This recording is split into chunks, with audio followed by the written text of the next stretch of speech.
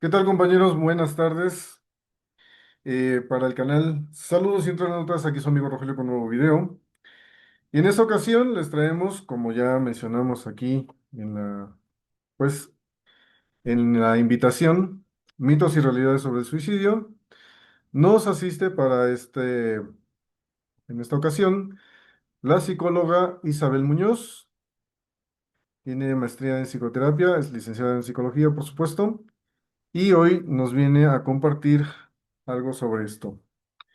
Les comento, este es un proyecto que se inició con la intención de poder apoyar a la gente que lo llegue a necesitar, y ideado, por supuesto, por nuestro gran amigo eh, Jesús Holguín. Jesús, si te quieres presentar, por favor.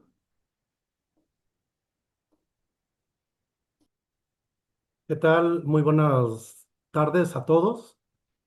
Soy Jesús Holguín, me dedico a trabajos de ingeniería y en este tema soy una parte de la sociedad que ve una preocupación sobre lamentablemente un incremento en el índice de vidas por decisiones propias y es algo que preocupa y eso entiendo yo que es porque algo no estamos haciendo bien como sociedad, como gobierno o como instituciones.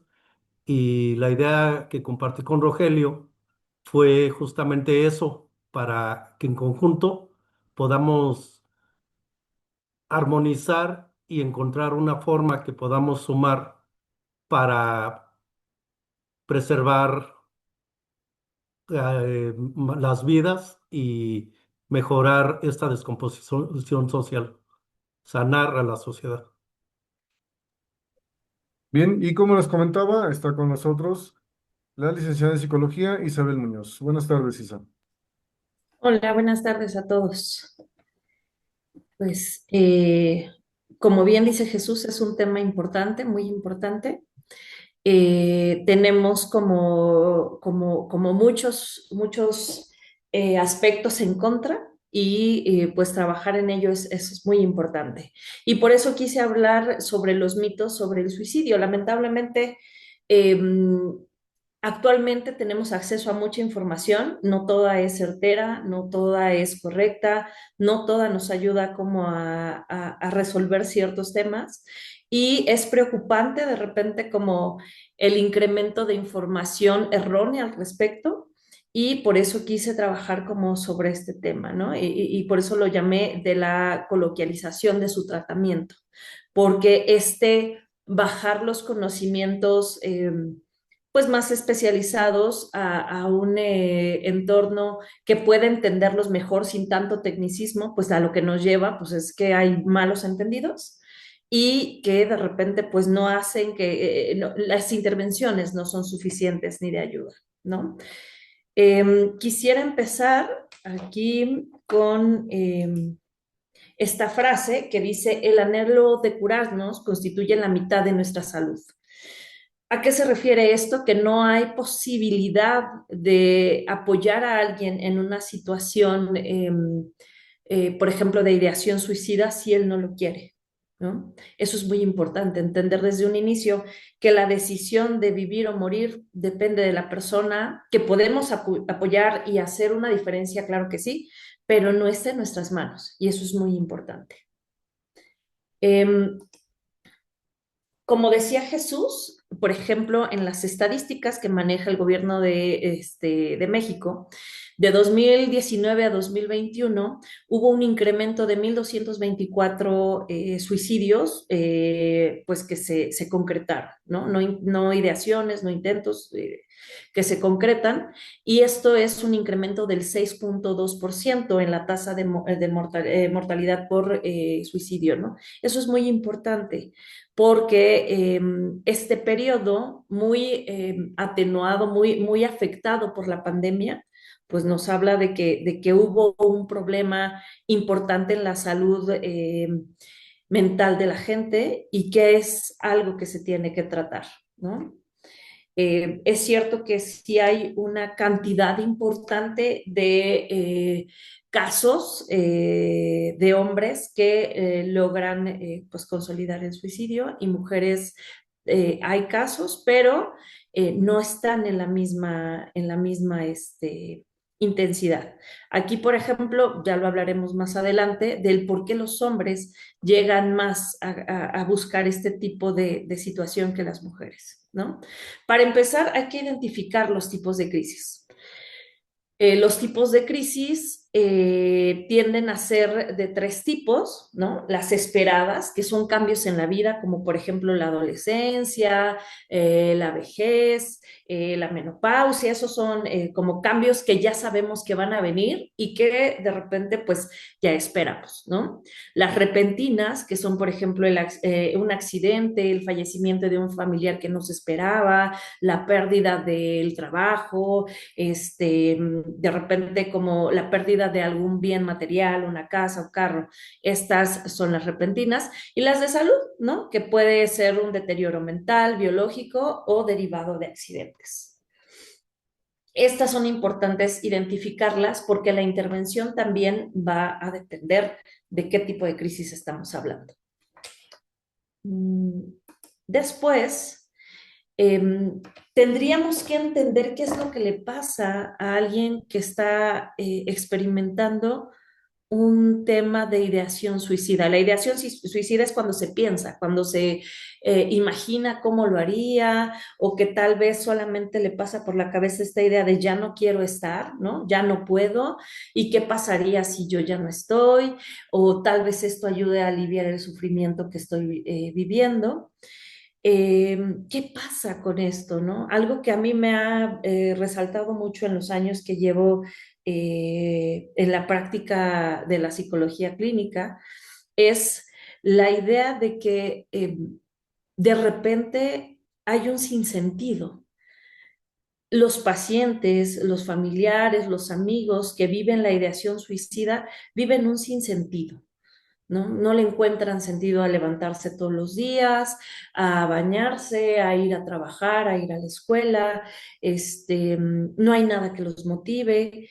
Y de repente me remite mucho a este libro que escribió Albert Camus, que se llama El mito de Sísifo, que es un recurso que yo he utilizado mucho a lo largo de los años, porque es muy interesante cómo él habla o plantea la filosofía del absurdo. ¿No? Él nos dice en una analogía entre lo que vivimos a diario, levántate todos los días a las 5 de la mañana, báñate, arréglate, sal, lidia con un tráfico horrible o lidia con un sistema de transporte insuficiente para que llegues a un trabajo o a una escuela y realices tus labores y salgas de ahí a las 6 de la tarde, nuevamente te enfrentes a lo mismo, llegues a tu casa a cenar algo y a dormir. ¿No? Lo vincula y hace esta analogía con el mito de Sísifo, que es de la mitología griega, y él pues al final hace enfadar tanto a los dioses que lo castigan, y su castigo es quedar ciego y empujar una piedra cuesta arriba, y al llegar hasta arriba, soltar esa piedra y volver a empezar, que es justo esta analogía con el día a día, ¿no? ¿Qué sentido tiene pararme todos los días a las 5 de la mañana para pasar como estos malos ratos en el tráfico o en el transporte y llegar con más malos ratos a la escuela o al trabajo para llegar, dormir y como sea sobrevivir a llegar al viernes para que el sábado y el domingo me ponga a lavar, a planchar, a hacer lo que no hice, a dormir y volver a empezar? Muchos de los pacientes que padecen este tipo de situaciones tienen un sinsentido, ¿no? Es como, pues no le encuentro sentido. Tal vez si yo los escucho desde fuera, digo, pues para mí sí tiene sentido, ¿no? Porque con eso como, con eso pago tal vez mi membresía a un deportivo y hago algo que me gusta, pero ese es mi punto de vista. Algo que no tomamos en cuenta en la intervención es que mi punto de vista no importa. Lo que importa es cómo lo ve la otra persona. No puedo aplicar mi punto de vista, ni las características de mi vida, ni los objetivos de mi vida a alguien más para que le encuentre sentido a su vida, ¿no? Entonces, aquí es muy importante, pues, empezar como a vislumbrar que el sinsentido que viven esas personas es muy respetable, sí subjetivo, pero respetable, y que al final no puedo aplicarle mi manera de ver la vida, ¿no? Y aquí viene la idea de ellos, ¿no? ¿Qué objeto tiene la vida? O sea, ajá, ya fui a la escuela y ¿qué importa? O sea, de qué sirve que pase un año? ¿Para qué me sirve? ¿Qué objeto tiene que de repente cumpla con todas las expectativas que se tienen de mí? ¿Para qué? Y llegamos como a toda esta parte que de repente escuchamos como en los dispositivos clínicos de los pacientes. Se sienten angustiados, ¿no? Está mal que yo piense que me quiero suicidar, está terrible, estoy haciéndole daño a mi familia o a la gente que quiero, ¿por qué no soy como los demás? ¿Por qué yo no me siento eh, feliz, ¿no? ¿Por qué de repente llega mi mejor amiga y me dice, oye, tienes que estar súper contenta, te está yendo muy bien, tienes un carro o tienes un novio y yo no lo siento? ¿Qué hay de diferente en mí? Ese sería uno de los primeros sentimientos que nosotros vemos ahí. Y hay una contrapartida que es muy importante. Así como, no sé, pensándolo como alguien que está tratando de apoyar a un conocido, a un familiar, a un amigo, no como un especialista, él tiene sus sentimientos y nosotros tenemos los nuestros.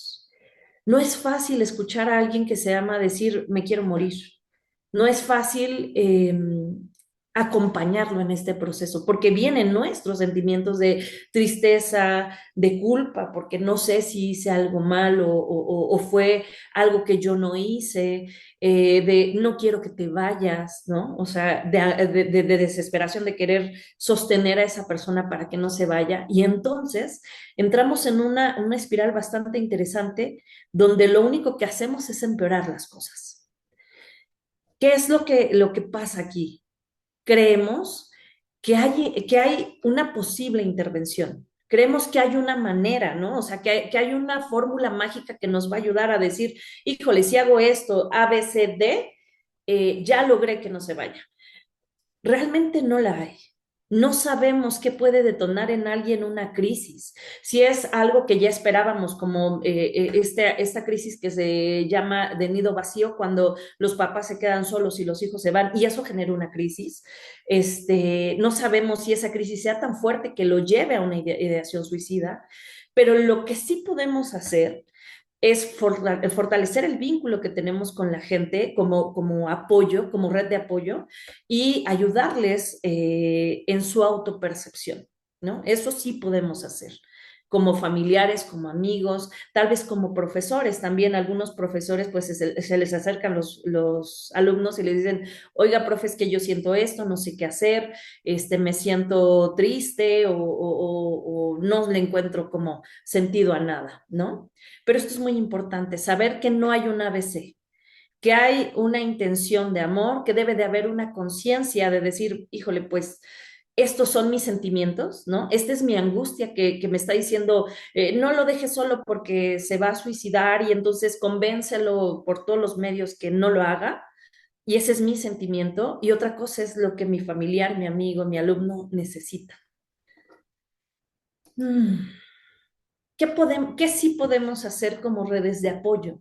Escuchar, escuchar sin juzgar, escuchar sin aplicarle mi escala de valores, ¿no? Con mucho respeto a las personas que profesan alguna religión. No te puedes suicidar porque te vas a ir al infierno. Híjole, eso aplica para mí, pero no aplica para el otro. Es escuchar desde una posición empática y respetuosa, totalmente. Tal vez no nos guste escuchar que, no sé, un hijo se quiere morir, porque ahí viene la culpa que hice mal como padre, pero se trata de escuchar, dejar mis ansiedades a un lado para poderme centrar en lo que tiene que decir esa persona. buscar ayuda de profesionales, ¿no? Y aquí profesionales me refiero a psicólogos, psiquiatras, especialistas, no un coach, no un rollo holístico, porque al final aquí sí estamos jugándonos como temas mucho más importantes, pues que es la vida, ¿no? Al final.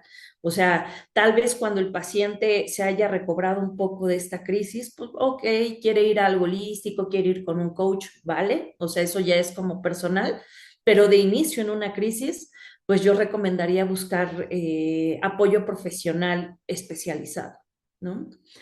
Eh, También se vale buscar un espacio terapéutico como cuidador, como familiar, como amigo, para hablar de lo que se siente.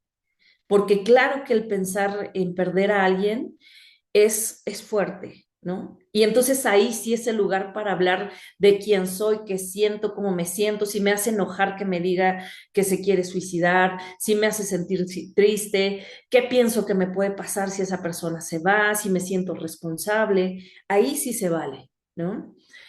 Como dije, respeto y empatía y entender que cada proceso es diferente. No a todas las personas les va a servir lo mismo.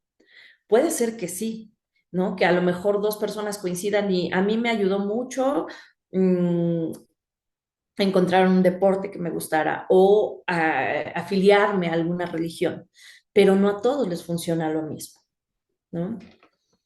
Nos iríamos con los mitos, ¿no? Estas ideas preconcebidas de que la verdad hace mucho daño, ¿no? Que de repente en la consulta con adolescentes los papás traen mucho y es bien fuerte escucharlo porque al final no es así.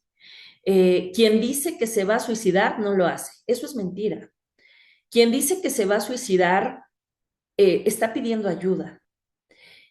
Está diciendo, ya no puedo y necesito ayuda. Sabemos, y lo dije al inicio, es una responsabilidad personal querer o no seguir en esta vida, pero el pedir ayuda es importante. Y quien dice que se va a suicidar puede hacerlo. Puede que no, puede que sí, pero es importante escuchar estos pedidos de ayuda, principalmente en adolescentes. En niños es menos común, pero escuchar, ¿no? Decir, ok, vale. Este es bien interesante, ¿no? Cuando alguien llega a casa con un planteamiento de, oye, pues me quiero morir, ya no quiero seguir. Hay grupos familiares que de repente es como, no lo digas, ¿no? Si no lo dices, no va a pasar nada, ¿no? O te escuché bien, no digo nada más, hago como que nunca me lo dijiste. Y esto principalmente sucede por miedo. Miedo a enfrentar lo que sea que haya atrás de esa ideación suicida, miedo al pensar que tal vez, ¿no? Nuestros familiares pues no se sienten cómodos con la estructura, la escala de valores que les enseñamos y entonces se genera como la culpa y entonces no existe, ¿no? Si no lo hablamos, no pasa nada. Viene un tercer mito que hace muchísimo daño, el échale ganas, ¿no? O sea, es como muy cargado de buena intención, pero yo les puedo asegurar que cada vez que he escuchado a un paciente que viene con esa queja, me dicen, échale ganas. Pues si yo supiera cómo echarle ganas, lo haría, pero no lo sé. Y la verdad es bien fuerte que de repente le digan a alguien, échale ganas como si fuera algo que están haciendo voluntariamente, ¿no? Algo que están haciendo porque quieren, ¿no? Y nada más es cuestión de cambiar el chip de, mañana ya me voy a sentir bien. Y es bien complejo. Tratar el tema de la ideación suicida va mucho más profundo. Tiene que ver con que esa persona que está pasando esa crisis necesita forzosamente entrar a analizar qué es lo que no le gusta de su vida, qué es lo que no le está acomodando, qué es lo que a los demás les funciona, pero a él no, o a ella no. Hay personas que dicen, oye, pues a mí me enseñaron cuando era pequeño que pues lo mejor que podía pasarme era crecer, tener una carrera, casarme, tener hijos y ya estoy aquí, ya tengo una carrera, tengo un buen trabajo, tengo una casa, un carro, tengo una familia y no me funciona. Y entonces aquí es como de, ok, el camino trazado, el camino que ya nos enseñaron, pues no le funciona. Tendrá que encontrar su propio camino, tendrá que encontrar una manera de trabajar esta conciencia de sí mismo para encontrar como el sentido, ¿no? Esta existencia sin sentido que planteaba Camus y que lo único que puede darle como el sostén es lo que para nosotros vale la pena, ¿no? Aunque para los demás sea como eh, algo que no es importante, algo que no es tan valioso, ¿no? Por ejemplo, hay algunas personas que les gustan los animales y se dedican a hacer asociaciones para apoyar animales, eso puede sostener una vida, aunque a las demás personas no les genere sentido. Eh, en el caso de los adolescentes estamos hablando pues de una etapa crítica, aunque nos han hecho creer que es una etapa de desarrollo más, es una etapa crítica donde están descubriendo quiénes son, qué lugar tienen en este mundo, qué les gusta, qué no les gusta, y de repente venimos con una bola, una avalancha de demandas hacia ellos. Tienes que saber qué quieres hacer, tienes que saber a qué te quieres dedicar, a qué carrera vas a estudiar, tienes que ser responsable de ti, tienes que dominar tus impulsos de ira, deseo, y tienes que estar como un adulto chiquito, ¿no? Y de repente esto pasa mucho con los adolescentes, no los dejamos encontrar su propio camino y les vamos marcando el propio, el de nosotros, ¿no? Pues a mí me funcionó estudiar psicología, ¿no? Y tal vez Jesús debería de dejar su ingeniería y dedicarse a la psicología. Pues es como muy extraño poner como ese peso sobre alguien, ¿no? Y es como muy importante también entender que lo que está requiriendo la persona que nos pide ayuda, pues es justamente escucha, acompañamiento, no resolución, porque eso no nos toca a nosotros. Y pues sí buscar como elementos que nos permitan pues acompañar de una manera respetuosa, trabajar nuestro propio proceso, entender qué es lo que me pasa a mí para no combinarlo con lo que le pasa al otro.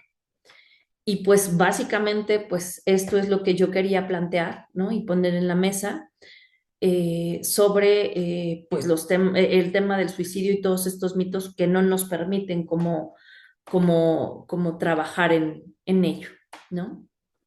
Gracias, Rogelio. No, hombre, pues muchas gracias a ti, Isabel. Muchas gracias por toda esta información. Creo que es importante conocer realmente sobre las estadísticas, ¿no? Quiénes somos más propensos a este tipo de acciones. Y bueno, pasaríamos ahorita ya a un espacio para que te hagan preguntas. Si alguien tiene alguna pregunta o quiere hacer alguna participación, por favor ahí en el Zoom levante la manita y le abrimos el micrófono. Mientras se van animando y van pensando sus preguntas, a mí me parece interesante, ¿no? Todo lo que nos comentas, sobre todo por aquello del mito de Sísifo, ¿no? Las tareas rutinarias, ¿no? Que de repente se nos presentan, que se nos pueden hacer tediosas y eso ir mermando en pues en nuestro sentir, ¿no? Mencionabas, de repente se vuelve un sinsentido hacer tareas tan recurrentes y pues no salir de ahí, ¿no? De repente perdemos el interés por las nuevas cosas, perdemos interés hasta por aprender, ¿no? Por sorprendernos por cosas, a veces muy pequeñas, ¿no? Y de repente también perdemos esa facultad de estar agradecidos pues básicamente por cualquier cosa, ¿no? Por estar vivos, por tener a la familia viva o lo que sea, ¿no? Entonces, ese se me hace muy, muy interesante. Y sobre lo que mencionabas, ¿no? De la escucha activa. Digo, ahora sí que de los primeros auxilios psicológicos, sabemos que cuando una persona tiene este tipo de problemas, pues lo que debemos hacer es escuchar Y es bien difícil, ¿no? Es bien difícil no interponer también nuestros prejuicios, para bien o para mal. Y me hiciste recordar mucho digo, a lo mejor para que se entienda mucho más lo que quiero decir, ¿no? En la película de Kung Fu Panda, la primera, cuando Paul lo rechazan mucho sus compañeros, ¿no? En el templo en el entrenamiento, lo encuentra el maestro Wu Wei y le empieza a decir, pues todo lo que siente, y Wu Wei solamente lo escucha y como que incluso hasta repite lo que dice, ¿no? Y se me hace algo padre en ese sentido que podríamos nosotros aprender a hacer. Le vamos a dar la palabra a Luis, que me está levantando aquí la manita. Adelante, Luis.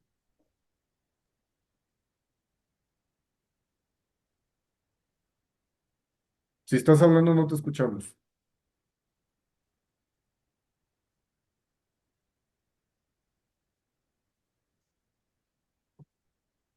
Luis, manifiéstate, ¿no? Híjole.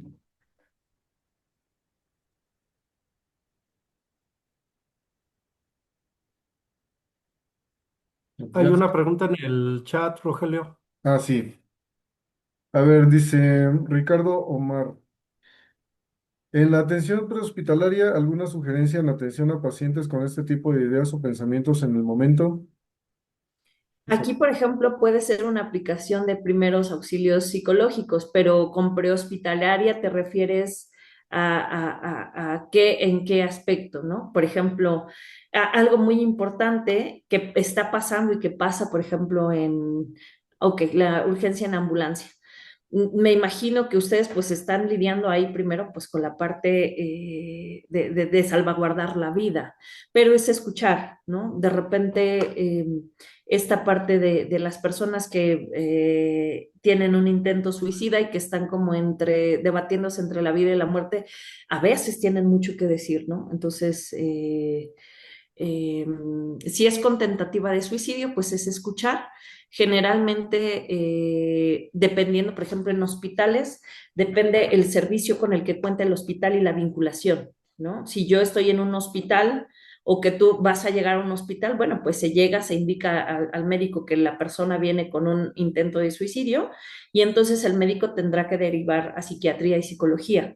¿No? Pero vuelvo a lo mismo, aunque ustedes no están trabajando directamente esta parte psicológica, pueden escuchar, ¿no? Generalmente cuando hay un intento suicida, lo que viene mucho es culpa. Perdón por lo que hice, perdón porque ya no puedo, me duele mucho, ¿no? Es escuchar todo esto que de repente, digo, a ustedes les toca como la parte más impactante, que es atenderlos en el momento que están sufriendo esta crisis por, pues, el intento que tuvieron. Muchas gracias, Isabel. Luis, ¿ya abriste el micrófono? A ver, checa si escuchamos. No, Creo que no. no te escuchas, Luis.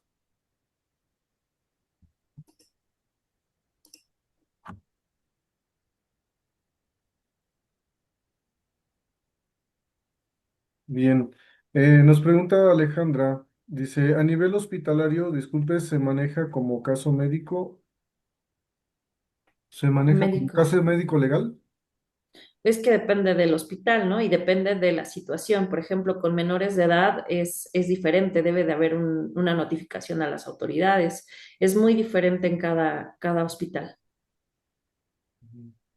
Ah, dice Luis que le está fallando el micrófono, el Ok. teléfono. Al Eh, menos Alejandra, en el hospital donde yo estaba, pues sí tenía que haber una notificación, ¿no? O sea, sí teníamos que hacer un aviso y pues bueno, también no soy experta en todos los hospitales, eso sí no puedo decirte, pero pues no sé, aquí por ejemplo, sí es interesante pensar y cuestionarnos esta parte como tan técnica y tan cuidada que se debe de tener cuando estás en un hospital, ¿no? Hacer el papeleo necesario, tener como toda la parte del protocolo muy establecida, que eso no merme la parte humana de tratar a la persona. ¿No? O sea, sí, claro, hay que seguir ciertos pasos que pues los protocolos nos piden, pero que no se olvide tratar a la persona con cierta cercanía, con cierta calidez que pues en ese momento requieren. Nos dice Aide, soy técnica radióloga y cuando pasan al servicio, algunas por sobredosis o algunas otras lesiones, ¿qué es oportuno mencionar porque llegan en shock emocional? Mira, yo creo que es dejar que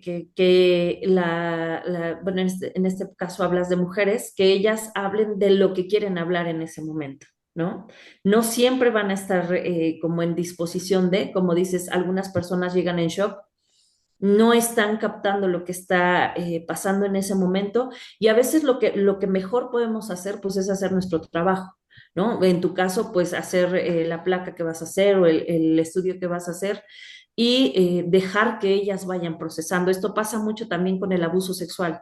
¿No? Muchas víctimas que acaban de vivirlo, no les cae el 20 de lo que pasó. Tardan tiempo en ponerlo en palabras, porque es traumático, se vuelve traumático y pues bueno, aquí sí es dejar como con los niños, ¿no? Que vamos a ir a su paso, lo que ellos quieran hablar, de lo que nos quieran decir. Oiga, es que mire, recuerdo mucho un caso de una chica, es que se me rompió mi blusa. Sí, tranquila, no te preocupes, no se te ve nada, tú tranquila, te acompaño. Eh, no es necesario que yo le dije, oye, pues acaban de abusarte, es normal que traigas la blusa rasgada, porque no va por ahí, ¿no? Es como te voy acompañando a tu paso, voy con calma, lo que tú me quieras hablar, de lo que tú, y aquí estoy escuchándote. Si lo que te necesitas en ese momento de mí es que te ayude a sostener como tu blusa porque te sientes insegura, eso voy a hacer, o te consigo una bata. Si lo que necesitas es decir, me siento muy culpable por lo que acabo de hacer, también estoy para escucharte. Es esta parte. Yo sé que muchos están en el ámbito médico y es diferente, ¿no? O sea, no es lo mismo atender desde la parte psicológica que ustedes que están atendiendo esta parte médica mucho más urgente, pero creo que es importante que no olviden esa calidez. Um, ok, José Rodrigo. Mm,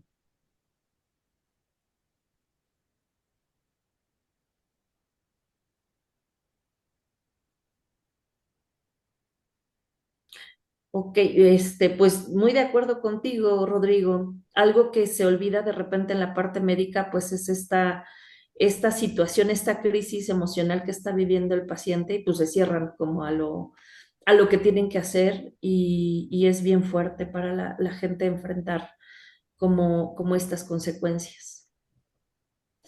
Nos pregunta Ricardo, dice, ¿hay algún nombre extraoficial cuando es un paciente con intento de suicidio? ¿Se maneja algún color o palabra clave para no revictimizar al paciente para cuando uno llega al hospital?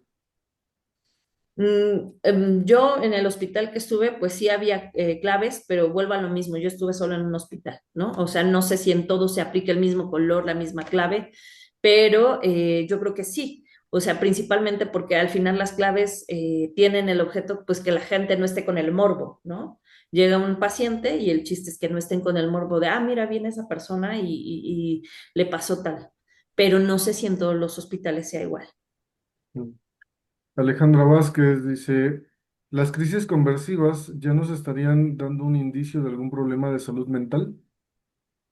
No entiendo a qué te refieres con crisis conversivas. Ayúdame con eso. Cabe mencionar que yo no soy médico, entonces hay cosas que no conozco. Ujú. Dice Alejandra, en mi hospital se maneja el código morado. Ok. Mm. Sí, buenas tardes, maestro. Licenciada. Buenas tardes. Soy Alejandra. Hola, En, Alejandra. sí, en referencia a las crisis conversivas, es que la paciente por lo general yo he observado más a las mujeres que llegan con nerviosismo porque tuvieron un enojo con el hijo, con el marido o con alguien parte de la familia y ellas llegan como que muy alteradas. Por ejemplo, una vez me tocó que se enojó con su hijo, estaba lloviendo, entonces era la mamá, se enoja con el hijo y ella se sale. Entonces se sale lloviendo, obviamente pues el esposo va atrás de ella porque se sale pues muy angustiada y ya llega al hospital con mucha ansiedad, temblando por ese enojo. Entonces, hay veces que nosotros decimos, bueno, es una crisis conversiva por esa situación, ¿no? Y como que no le damos a lo mejor la importancia de que, o no sabemos, a lo mejor la ignorancia, de que pudiera ser ya un indicio de algún problema que ella vaya a estar presentando por X situaciones y que a lo mejor nosotros por ignorancia no le damos porque manejamos el trash, ¿no? Y luego, bueno, dejamos que sea, no sea ni el rojo ni el amarillo, sino un verde, ¿no? Ujú. Entonces, que en ese momento está bien como lo estamos manejando. ¿Cómo sería entonces esa parte de todo lo que usted habló anteriormente? Entonces, me nace esa duda que si ya nos estarían dando un indicio esa paciente, ya hay que canalizarla al psicólogo. Yo no, porque yo no soy médico, soy enfermera, pero sí hacerle tal vez esa observación al médico de decirle, doctora, y si la canalizamos ya a esa especialidad de psicología, o estamos haciendo bien el proceso, porque bueno, ya dejamos, a lo mejor se le administra pues algún medicamento, se les da algo, algún analgésico, etcétera, ¿no? ¿O qué podríamos hacer en ese sentido, licenciada? Bueno, los ámbitos cambian mucho, ¿no? Por ejemplo, en el ámbito privado, pues el paciente tiene que decidir venir, ¿no? Es su deseo el que hace que venga. En el caso de ustedes, en un caso como en el que me indicas, pues bueno, no nos habla de una ideación suicida, pero sí si la señora se salió a media lluvia, ¿no? Sin medir consecuencias, sin pensar, pues ya nos está hablando de que no hay control de impulsos. Tal vez yo sí la mandaría como a un servicio de psicología, ¿no? Como evaluar esta manera en la que están actuando. Pero también en los hospitales pasa que pues tú puedes referir a psicología, a psiquiatría y pues ellos no van, ¿no? También reconocer que pues tenemos un límite. A lo mejor estamos viendo alguna acción, alguna actitud de descuido hacia ellos mismos y que son como preocupantes, pero pues si el paciente no quiere ir, no va a ir. Entonces también pensar en, oye, pues se puede derivar, sí, pues la señora no está midiendo riesgos, ¿no? Por mucho que te enojes, pues si tengo un buen control de mis impulsos, de mi emocionalidad, pues a lo mejor me esperaré, me iré a mi recámara, me encerraré, buscaré otras opciones menos como dañinas para mí para resolver este conflicto. Pero sí, sí creo que también habrá que reconocer que tú puedes derivar y ellos pueden decir, pues no voy. Jesús, ¿nos quieres compartir algo? Sí, Muchas Rogelio. gracias. A ti, Alejandra. Gracias, Isabel. Gracias, Rogelio.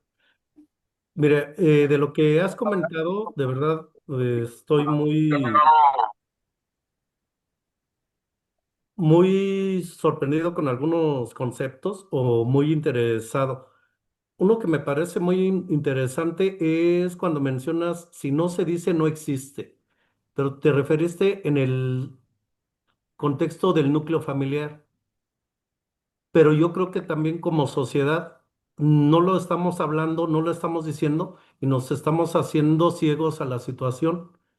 Y creo que, digo, ese es de lo que está en mis propósitos o en mi intención, que hagamos que como sociedad abramos los ojos y prestemos atención y hagamos algo diferente todos en conjunto, partiendo, como bien dices, desde el núcleo familiar pero también como sociedad, no sé, ser más amables, ser atentos, estar conscientes que toda la demás gente, al igual que nosotros, como dice mi esposa, todos traemos cargando un morralito y nadie sabe lo que trae el morral más que el que está cargando. Todos tenemos un pesar a cuestas, tenemos una situación, una crisis, una situación económica, un familiar enfermo, uno mismo puede estar enfermo, podemos tener conflictos de trabajo, una serie de cosas, y pues lo menos que podemos hacer o buscar es amabilidad con la gente que tenemos enfrente o amabilidad de nosotros hacia los demás.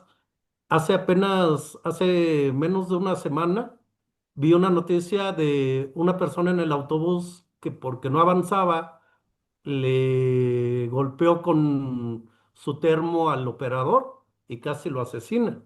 Entonces, es un punto y un nivel de intolerancia muy, muy grande que tenemos como sociedad, y creo que esos son los niveles de que tenemos que ver cómo los podemos bajar.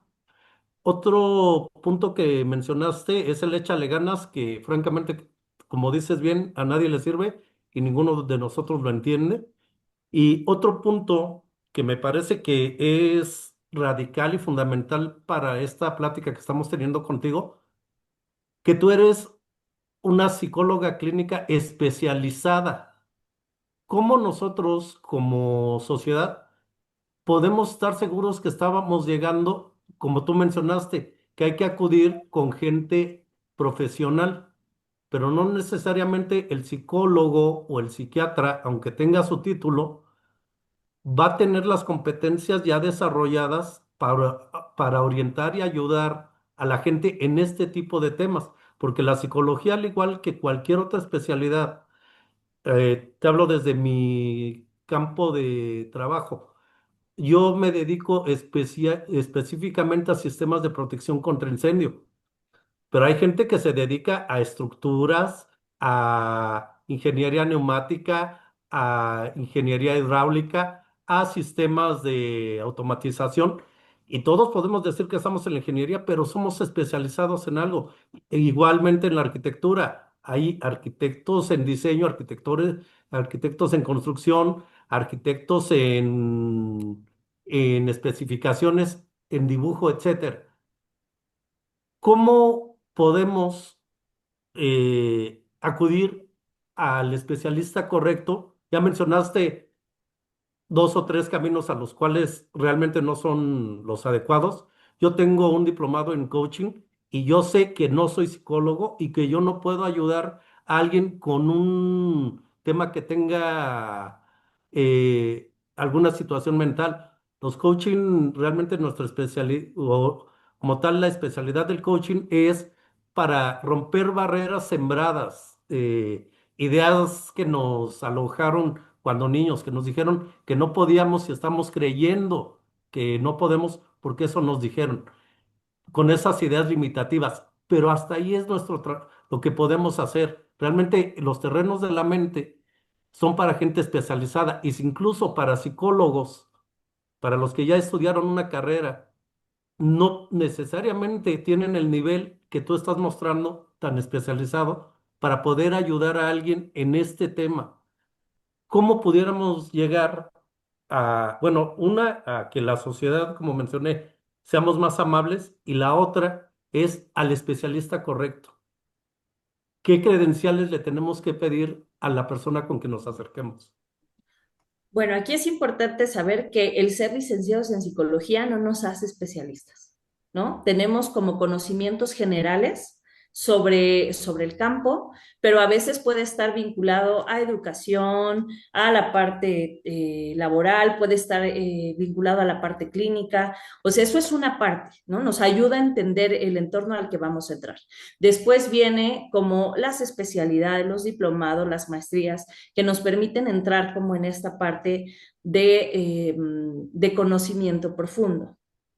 Hay maestrías que están especializadas en dar atención clínica a los pacientes, ¿no? Y ahí, por ejemplo, esto es algo muy personal, ¿no? Y que yo revisaría como generalmente que la persona con la que me acerco tenga dos cosas que nosotros usamos mucho. Uno es la parte del análisis propio, o sea, es decir, es alguien que se ha tratado, que ha tratado sus propios problemas. Y la segunda es tener supervisión. O sea, es decir, no nos creemos que podemos todo, no creemos que ya la sabemos todas, sino reconocer que necesitamos apoyo y que a veces hay que tener otra mirada, ¿no? Eso diría yo que buscaría. ¿Dónde podemos desconfiar? Bueno, donde hay elementos de moral, es decir, si yo voy a dar una contención a alguien que está viviendo una crisis suicida, pues no debo hablarle de Dios, no debo de hablarle de mis gustos personales, no debo de hablarle de lo que yo siento, creo o pienso que debe de hacer, no debo ser directiva y decirle, pues tú lo que tienes que hacer a partir de ahorita es irte mañana, pararte mañana a las 8 de la mañana. Eso no funciona porque justamente nos está llevando a que le hagamos lo mismo, decirle cómo tiene que vivir, ¿no? Entonces sí es muy importante como buscar a alguien que sí pueda ayudar, ¿no? Hay gente que recurre a psiquiatría, ¿no? Que hay varios hospitales psiquiátricos aquí en la ciudad, bueno, aquí en la Ciudad de México los que están, y también hay atención ahí, ¿no? Está acompañada de psiquiatría, psicología, pues al final depende mucho de qué decida hacer la persona. Hay gente que se la lleva con psicólogo, hay gente que se va a internar a un psiquiátrico, pero yo diría que sí verificar que la persona con la que estoy yendo pues no tiene una formación express, ¿no? Tiene un trabajo personal ya hecho, ¿no? O sea, no nada más que pues sí sucede, ¿no? Gente que hace un diplomado de un año y sale creyendo que puede dar terapia y resolver cualquier cosa, entonces sí es como grave esta parte, ¿no? Ujú. Sí, muchas gracias, Isabel, porque yo, yo tengo el concepto de que si estuviéramos haciendo las cosas bien como sociedad, como gobierno, la parte que constituye al gobierno y las instituciones, en este caso las de salud, no estaríamos viviendo un problema tan severo.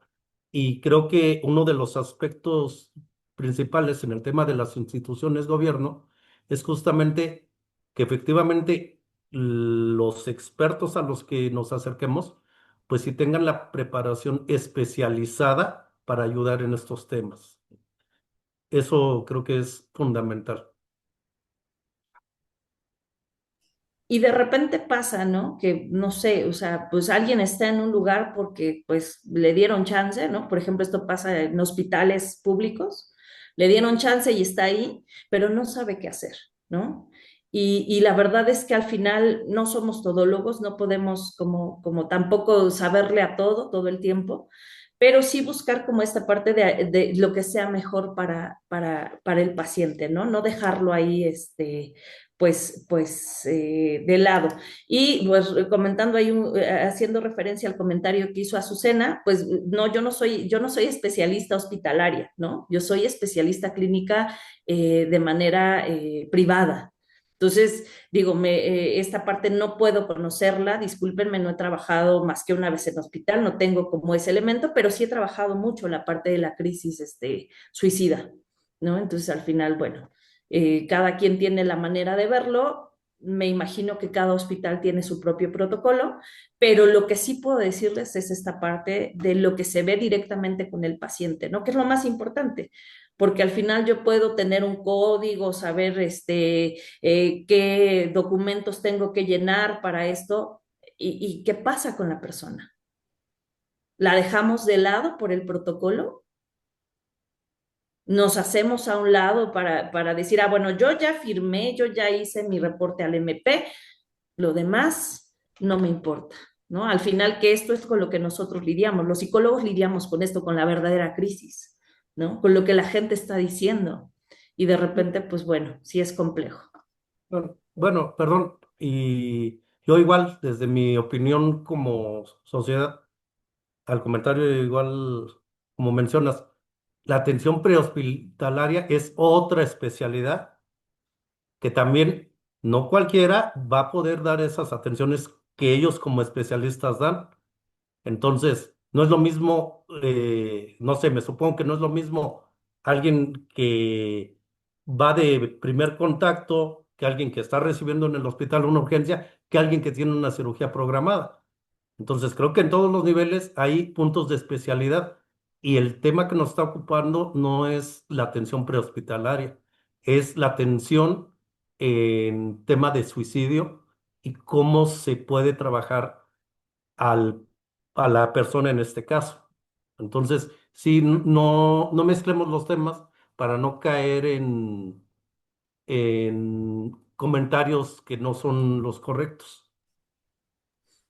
O tal vez es esta como la duda, ¿no? Porque a lo mejor, por lo que entendí, ella tiene como, o tenía la duda de que era como una clase, ¿no? Y al final, pues no, no es una clase, ¿no? Es como compartirles esta experiencia. Y pues no estoy en ese ámbito, ¿no? O sea, sí lo trabajo, pero es desde otra área. Y claro, los primeros auxilios psicológicos les puede tocar a cualquiera, a un maestro, a un compañero, a mamá, al señor del taxi, ¿no? De repente a los señores del taxi, de los taxis les pasa mucho, ¿no? Que de repente se sube una chava, un chico llorando y es como, ¿qué pasó, no? Cuando tienen esta capacidad empática de decir, ¿y ahora qué hago? Pues escuchar, Sí, le pasó a escuchar. Arjona. Sí. Sí, digo, es importante mencionarlo. Por supuesto que esta no es una clase, no es una charla especializada. Estamos tratando de compartir con ustedes si de repente también alguien requiere de alguna ayuda en este sentido, ¿verdad? Como mencionaba al principio de la plática, cuando empezamos a presentarnos, pues, insisto, esto fue una idea que me propuso Jesús con una muy buena intención, yo creo, y que yo también, pues, al canal del Rincón de la Cultura MX, pues yo quise darle también seguimiento.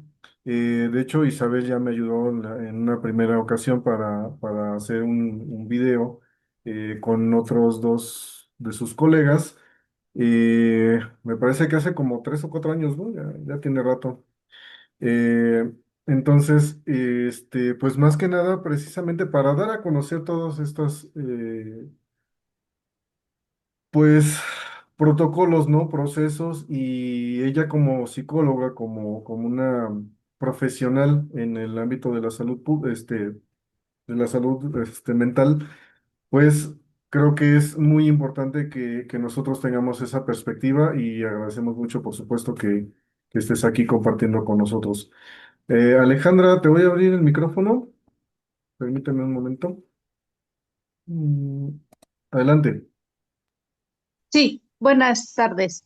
Este, disculpe, licenciada, ¿nos podría dar, no, tal vez no todos cómo hacer unos primeros auxilios, pero sí unos tips para, para nosotros llevarlos a cabo? ¿Cómo llevaríamos esos primeros auxilios? Sí, lo primero es que evalúes en qué situación está la persona. Es decir, si tú te encuentras a alguien en la calle, ¿no? Que está en crisis, ¿no? Que no, por ejemplo, no responde o que tiene heridas, o sea, tienes que evaluar qué es lo más importante en ese momento. Por ejemplo, ustedes que están en el hospital, ¿no? Llega alguien, ¿qué es lo más importante? Trae un golpe en la cabeza, pues entonces en ese momento lo más importante es el golpe en la cabeza, ¿no? Llamar una patrulla, llamar una ambulancia, llévenselo, que se quede o no. Después, si no está físicamente mal, si le preguntas y te responde, está orientado en tiempo, espacio, y está como en esta parte de coherente su discurso, a ver, cuéntame, ¿qué te pasa? No, pues sabe que es que me acaban de asaltar allá atrás y estoy muy asustada. ¿No? A ver, ¿qué sientes? Llora, aquí estás segura, no pasa nada. En ese caso, por ejemplo, pues igual necesitas llamar a una patrulla, ¿no? Por el delito que acaba de pasar. Si de repente estás en el hospital con ella y te dicen, pues es que mi marido me acaba de golpear y estoy muy triste y empieza a llorar o empieza a hablar de eso, bueno, pues déjala hablar. ¿no? La escuchas y cuando escuches todo lo que te dice, pues a lo mejor tienes como más elementos. En el hospital donde yo estaba, pues sí hacíamos, como dije, notificábamos al MP, ¿no? Entonces teníamos que notificar que había un tema de violencia doméstica. Pero también puedes hacer lo que estabas diciendo hace un momento, Alejandra, pues decirle al médico, oiga, pues hay que pasarla con psicología o psiquiatría porque pues está viviendo este proceso, ¿no? A veces los hospitales no tienen, y también los psicólogos privados no tenemos los elementos para decir, ah, claro, yo te atiendo. A veces hay que derivar algunos casos que son difíciles de tratar de manera individual a una institución, ¿no? Por ejemplo, oye, pues estás viviendo esto, pues a lo mejor te convendría ir a la fiscalía o tienes que ir al Consejo Estatal de la Mujer o a la Secretaría de las Mujeres, o sea, evaluar el caso, pero depende también mucho de los protocolos. Nosotros, por ejemplo, cuando trabajábamos en el hospital, llegaba un caso, generalmente yo estaba trabajando en una coordinación de atención a víctimas, a mujeres víctimas de violencia. Entonces, pues sí, todos nuestros casos eran para mujeres que estaban viviendo violencia, ¿no? Entonces teníamos que detectar qué tan grave era el caso, qué requerían ellas, ¿no? Si era un caso de violencia doméstica, bueno, se hacía la notificación al MP, si no, se derivaba a psicoterapia y entonces se le daba un proceso psicoterapéutico. Había algunos casos, como por ejemplo abuso sexual, que pues implicaban la revisión del médico legista, ciertos medicamentos, ¿no? Ahí estamos hablando de otra cosa. Pero yo creo que estando en una posición como la tuya, lo que haría primero es evaluar qué es lo primero que necesita y si lo que necesita es escuchar y si hay un problema, por ejemplo, mucho más grande, o sea, que el hospital no pueda tratar, pues buscar instituciones que puedan dar estos apoyos.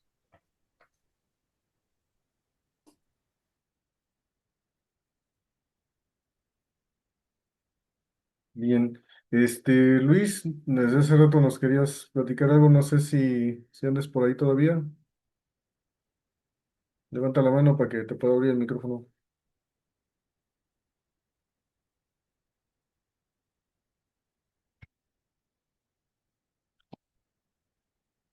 Adelante, Luis. Ahora sí ya me escucho, ¿verdad? Sí, Ok, pues bueno, de antemano, pues gracias Isabel por este gran espacio que nos das. Las dudas que me estaban surgiendo, pues ya gracias a Alejandro y a Jesús, pues ya fueron un poquito aclaradas. Más que nada eso, ¿no? Si tienen un protocolo o un autodiagnóstico para detectar a una persona en crisis en cuestión de suicidio. Por ejemplo, ¿no? Muchos nos enfocamos a una sola persona porque se quiso suicidar, ya la bajaron y la están atendiendo, pero están los familiares. ¿Cómo podemos identificar que ese familiar no se sienta culpable y quiera llegar a hacer lo mismo? Fíjate que la culpa siempre va a estar, o sea, sí es como un elemento que va a estar presente, ¿no? Hay una serie que se llama Las 13 razones del por qué, no la actual, sino una que salió hace mucho tiempo, y ejemplifica mucho esta parte de cómo se va generando culpa en el entorno por el intento del suicidio o el suicidio, ¿no? Eso va a estar, pero yo creo que aquí sí es enfocarnos en el paciente que estamos atendiendo. Sí, sí va a estar. No creo que la familia lo haga, ¿no? Porque justamente es un acto simbólicamente muy fuerte. No creo que lo haga de momento, pero lo que sí puedes hacer es darles como igual, ¿sabe qué? Igual que ustedes necesitan ir a psicoterapia para que puedan ayudarles a contener lo que sea que detonó este tema del intento suicida. Y también lo sugeriría para ustedes, ¿no? O sea, no me parece fácil intervenir con personas que están viviendo una situación tan difícil como esa o como un accidente. O sea, yo creo que también es importante que ustedes tuvieran atención, ¿no? Pero es derivarlos principalmente, porque ahí pues nuestra prioridad es paciente, ¿no? Y después pues saliendo de ahí, ustedes también. Ok. Entonces, diríamos que como un protocolo pequeño que se podría hacer, tendrías que evaluar, identificar y clasificar a qué área la puedes mandar. Ujú. Digo, me disculpo por no poderles decir a qué área, porque no, o sea, sé que cada hospital es diferente, ¿no? A lo mejor yo digo, mándalo a psiquiatría y el hospital no tiene psiquiatría, ¿no? O mándalo a psicología y no tienen eso, no tienen interconsultas, no lo sé.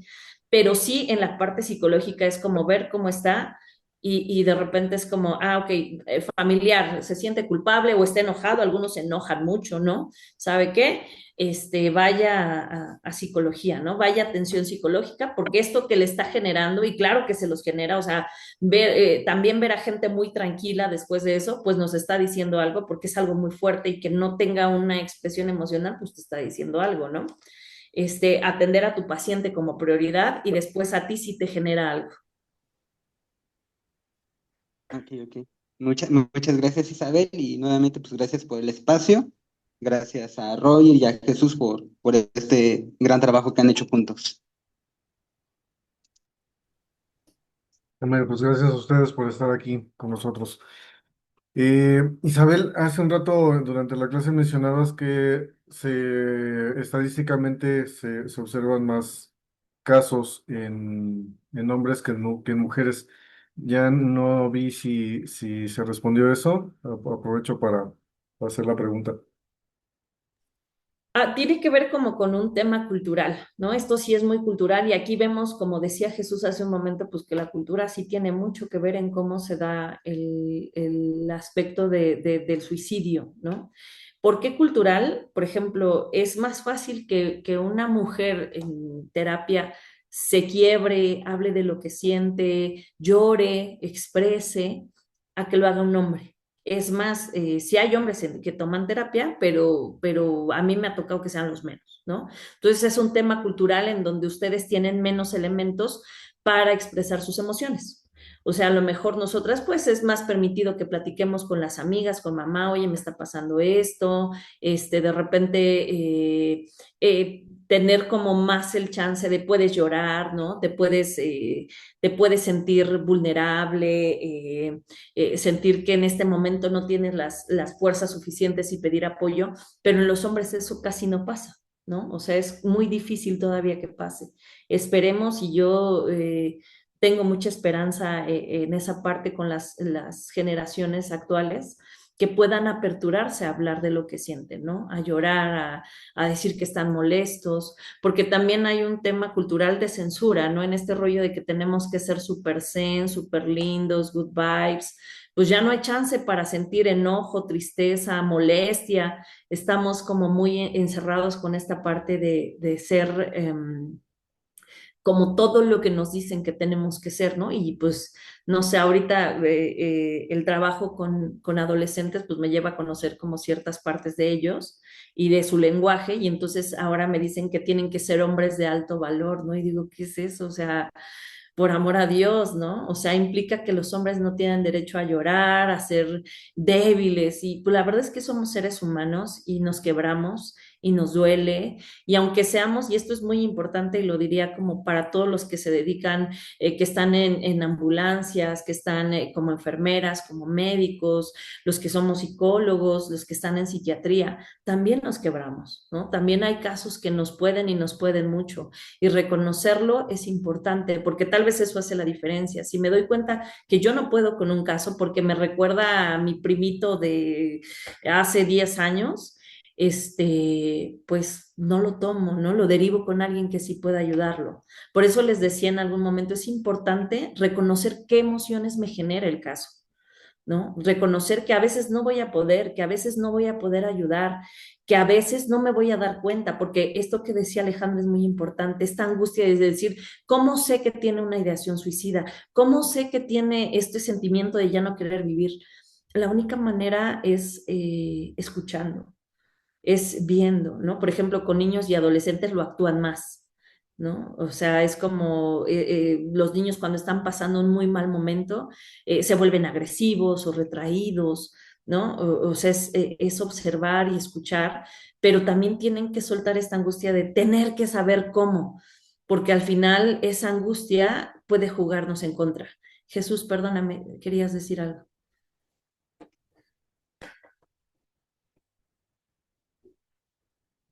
No te escuchamos.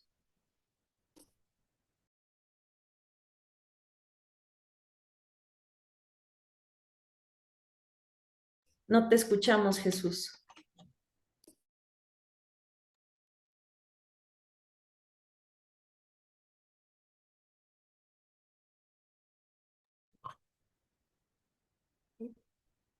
Ya. Ya, perdón. Sí, algo que mencionaste muy importante hace un rato es, obviamente, que debemos saber escuchar. Nosotros somos sociedad, somos gente común, la que va por la calle. ¿Qué nos puedes aconsejar? ¿Cómo podemos aprender a escuchar? ¿Cómo podemos aprender a, pues vaya, a que si alguien se nos acerca, que nos tiene la confianza, cómo realmente saberlo escuchar? Ya mencionaste que sin juzgar, sin señalar, sin ponerle ejemplos de yo qué haría, pero no sé, algo que nos pueda quedar más claro a nosotros qué hacer, cómo llevarlo a cabo realmente. Yo creo que sería estando muy atento a lo que siento. ¿No? Si estoy escuchando a alguien, bueno, primero pues dejarlo hablar, ¿no? O sea, dejar que exprese lo que tiene que expresar. Darle nuestras soluciones, pues a veces no funciona, ¿no? Porque a lo mejor yo te puedo decir, oye Jesús, pues tu problema se resuelve fácil, ¿no? Pues contrata, un servicio de mudanza y muévete, pero a lo mejor pues tu economía no te lo permite o donde tú vives es complejo, ¿no? O sea, dar como soluciones no funciona.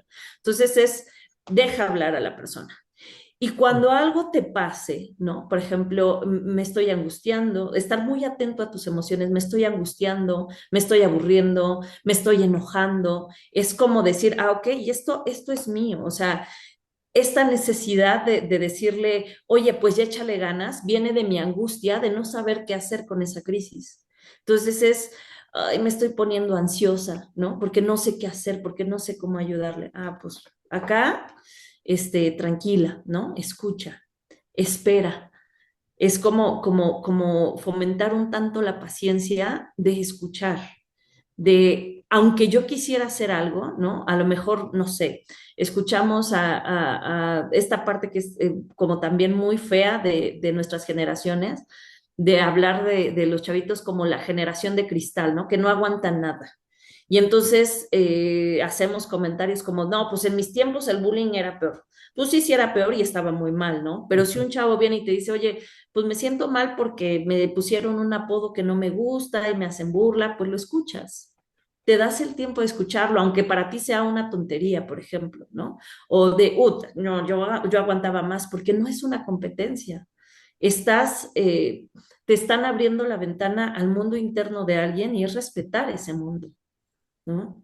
Y estar muy atento a lo que sientes. Si estás escuchando y no sé, por ejemplo, a los que son padres y escuchas a tu hija, a tu hijo que dice, me quiero morir, claro que viene la culpa y la angustia de qué hice mal, por qué te fallé, no quiero que te pase nada y entonces es como, respira. Respira, escucha, aunque sea lo que no quieres oír, porque por ejemplo, los niños y adolescentes dejan de decirnos cosas porque nos enojamos, porque nos vamos a preocupar, porque los vamos a censurar. Y entonces es no censurar a través de mis emociones, ¿no? Esto no me gusta, me enoja. Ok, voy a respirar, eso me enoja y después pensaré por qué me enoja, pero seguir escuchando, ¿no? No me voy a cerrar. Bien. Mira, voy a comentar algo muy, muy personal. Yo, cuando tengo alguna situación que me agobia, que me causa mucho pesar, mucho estrés, ya sea por el trabajo o algo más íntimo, y que no me lo puedo seguir callando, se lo cuento a gente con la que tengo cierto nivel de confianza y he tenido la fortuna de que es gente que me escucha, pero no se lo cuento a mi familia. No se lo cuento a alguno de mis hermanos, no se lo cuento a mi esposa, a mis hijos, porque yo en este caso tengo la idea de que en lugar de disminuir mi estrés, mi angustia, pues entonces mi esposa también ya la va a cargar junto conmigo, porque ella, aunque quisiera simplemente escuchar, pues directamente si yo pierdo el trabajo, ella se va a ver afectada. Si yo lo estoy pasando mal en el trabajo, por distintas razones, por demasiada carga laboral, porque algunas cosas no están saliendo, ella lo va a cargar junto conmigo. Pero si voy y se lo digo al cantinero de la esquina, mira, el cantinero me va a escuchar y va a seguir despachando el resto de la noche con toda la tranquilidad y paz del mundo. Entonces, eh, digamos, eso es lo que yo hago para no transmitirle más pesar a mi familia.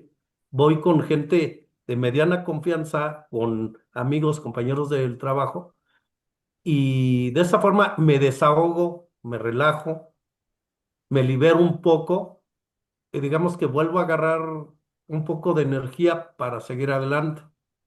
Pero no me atrevo a hablarlo con mi familia porque creo que entonces ya veo su expresión de mi esposa o de mis hijos y entonces ya traigo otro pesar más, ¿ah? Entonces, eso es lo que yo hago, pero ¿cómo pudiera ser, en este caso yo, para poder acercarme más a mi familia, a mi entorno, a mi núcleo familiar y tener la confianza sin que después tanto sea una afectación para ellos como otra carga más para mí el inducir ese estrés hacia ellos?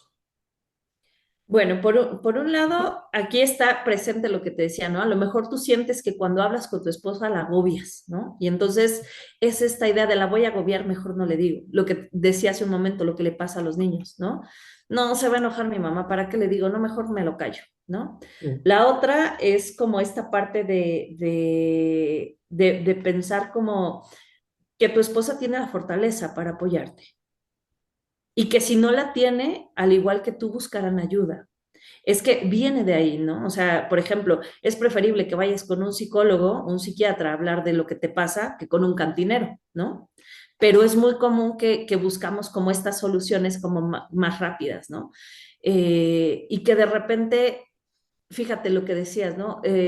Voy y él sé que va a seguir trabajando como si nada, pero también merece ser escuchado por alguien que te ponga atención, ¿no? mm, Sin que sea que sientas que se va a quebrar a la primera, ¿no? Que le vas a contar algo y se va a quebrar. Yo creo que ujú, también se vale que pienses en tu esposa como alguien que puede acompañarte en este proceso, ¿no? Y que si ella necesita, al igual que tu ayuda, pueden buscarla. Pero es no, pues yo puedo solo, yo lo hago solito, no necesito como ayuda y sí la necesitamos. O sea, desde ahí entender que pues como seres humanos necesitamos ayuda, necesitamos compañía y que de repente también decirle a tu esposa esto que te pasa, pues es aperturar más la comunicación entre ustedes, ¿no? Y que ella se sienta también libre de decirte, bueno, tú ya me comentaste que te sientes triste o muy agobiado y yo me siento preocupada por lo que me estás diciendo. mm, ¿No? Como los dos abrirse y dejar como estas máscaras de, todo va muy bien, estamos muy bien, fuertes, contentos, mm. porque al final eso genera más problemas, ¿no? Bien, gracias, Isabel. De nada. Gracias, Luis, por lo que comentabas en el chat.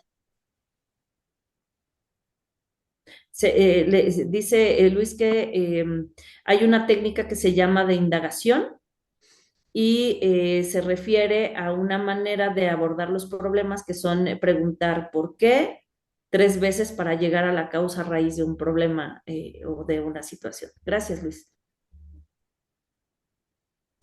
Listo.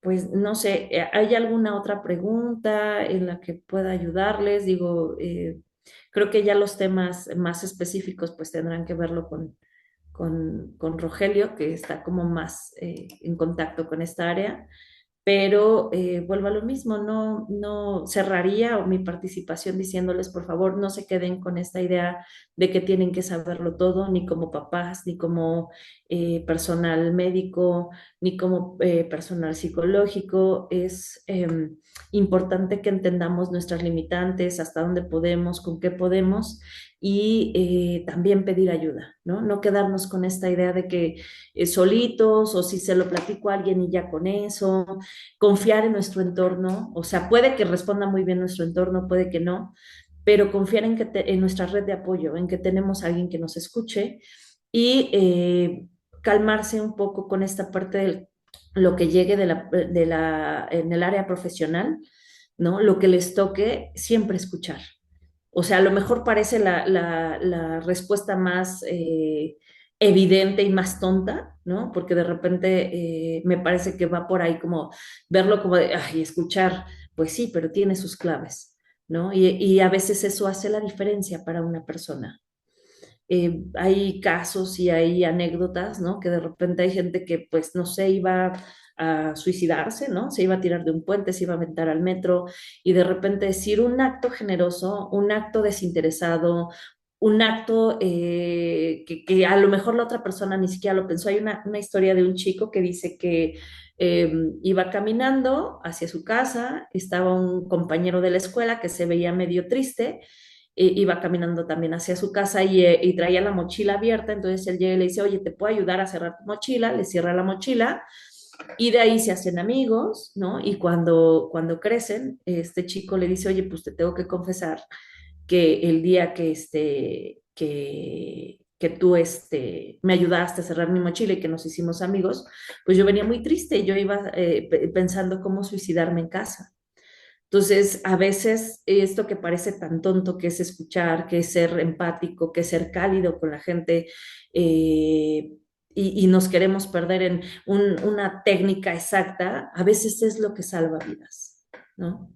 A veces este contacto humano es lo que hace falta y pues bueno, esa es mi experiencia. Dice, eh, ¿hay algún nombre? No, perdón, es que se me mueve aquí. Es que hay varios, por ejemplo, hay un libro de Slasky que creo que lo tengo acá, se los presento nuevamente para que lo puedan revisar. A mí me parece un muy buen libro porque es muy estructurado y ay, espérame un tantito. Los participantes, ok. Que es para intervención en crisis. Entonces, no me deja compartir, pero les pego el nombre aquí en el chat para que puedan verlo.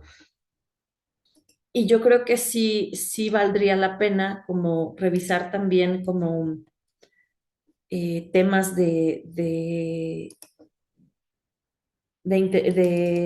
intervención, por ejemplo, en casos críticos.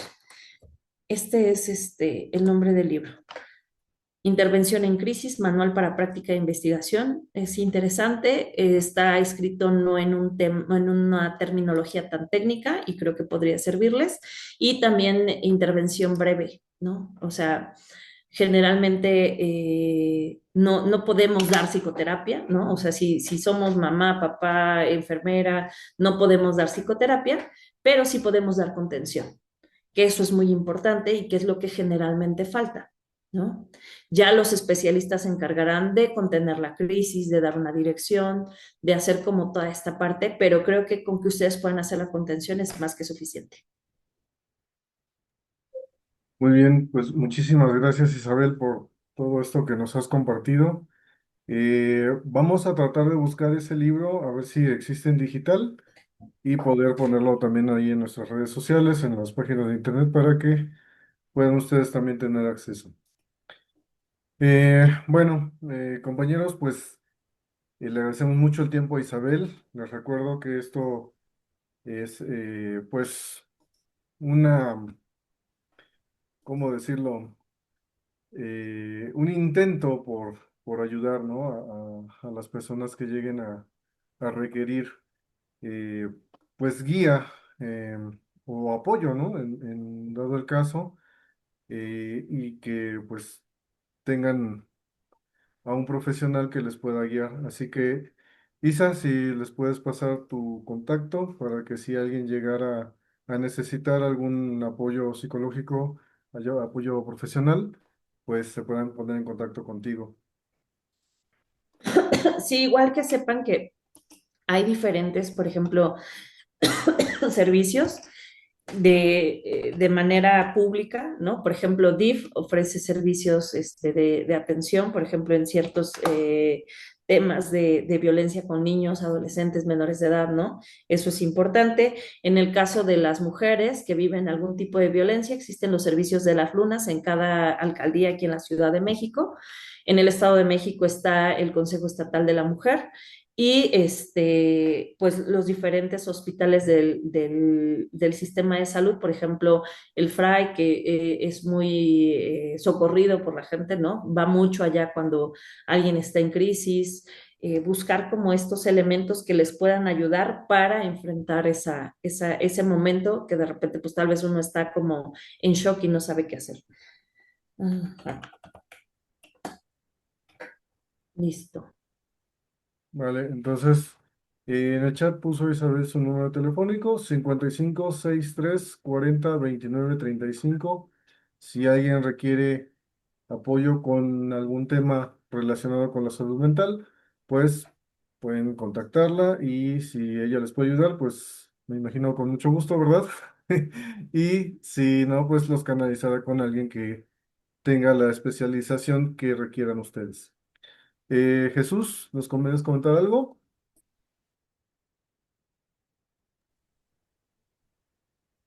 Pues muchas gracias, Rogelio. Muchas gracias, Isabel. Le agradezco muchísimo su orientación, sus consejos y sobre todo los conceptos que nos compartió.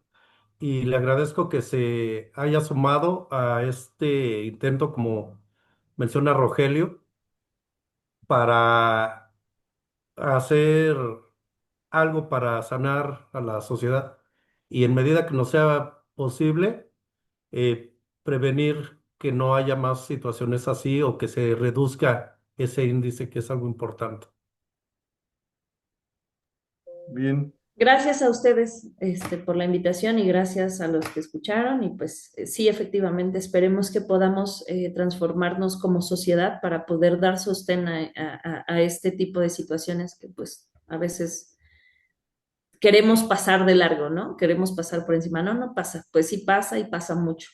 Y necesitamos aperturarnos como sociedad. Gracias a todos. bien. Bueno, amigos, pues no me queda más que reiterarles. Vamos a estar haciendo esto recurrentemente. Ya con Isabel habíamos tenido la oportunidad de agendar, pero tuve la desfortuna de que no me pude conectar correctamente. Pero bueno, a partir de ahora le vamos a dar más continuidad. Los invitamos el próximo viernes 20 de junio. Vamos a estar haciendo una nueva transmisión. Vamos a tener otro invitado.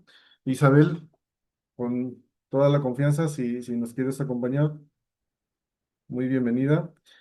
Y bueno, compañeros, esto es un proyecto de El Rincón de la Cultura MX, ideado también por Jesús Holguín, patrocinado por Land River y Asociados. Trae capacitaciones para ustedes aquí con la ayuda de la Universidad Secami, que amablemente nos permite hacer uso de sus recursos y hacerles llegar a ustedes la invitación. Les agradezco mucho que hayan estado aquí. Muchas gracias por la atención que le prestaron a la licenciada Isabel. Y pues nos vemos en la siguiente. Cuídense mucho. Ah, las constancias, José. Las constancias se las piden directamente ahí a la licenciada Tania. Y pues sí, ahí con su número. Les pongo acá el número de Tania, porque ahorita no está con nosotros. Permítanme un momentito.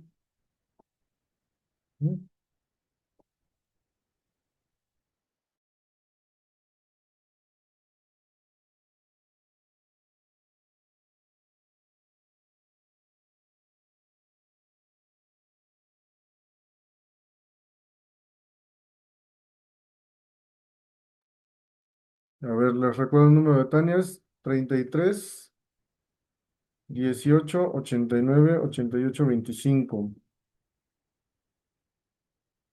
Ahí para las constancias. O también pueden decirme a mí 55 10 12 81 89. Ajá. Ahí les damos información. Si de repente algo llega a pasar con Tania, me pueden avisar a mí y ya yo le comento directamente. Bueno, pues ya, muchísimas gracias, Isabel. Un gusto otra vez volver aquí a tenerte en el espacio. Y pues bueno, ya. Si no hay más preguntas, no hay más comentarios, agradecemos nuevamente su tiempo, el activo más valioso que tenemos, y nos vemos en la siguiente. Cuídense mucho, que descansen. Jesús, ¿te quieres despedir? Sí, muchas gracias a todos y espero que la licenciada Isabel pueda acompañarnos también más adelante con algún otro aspecto del tema. Muchas gracias. Gracias, Rogelio. Gracias a ustedes. Pues muchas gracias por su asistencia, por su participación. Y cerramos Zoom en 5, 4, 3, 2, 1. Dice Luis, como dijo mi ex, hasta aquí llegamos. Nos vemos.